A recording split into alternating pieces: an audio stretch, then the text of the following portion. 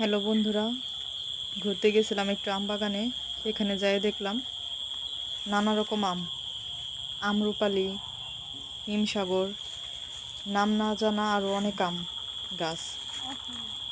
গাছগুলা দেখতে খুবই ছোট, কিন্তু আমগুলা খুবই বড়। আমি দেখতেছিলাম আর ধরতেছিলাম হাত দিয়ে। খুবই সুন্দর দেখা যাচ্ছিল। কাছ থেকে আরও বেশি ভালো লাগছে আমগুলা দেখে।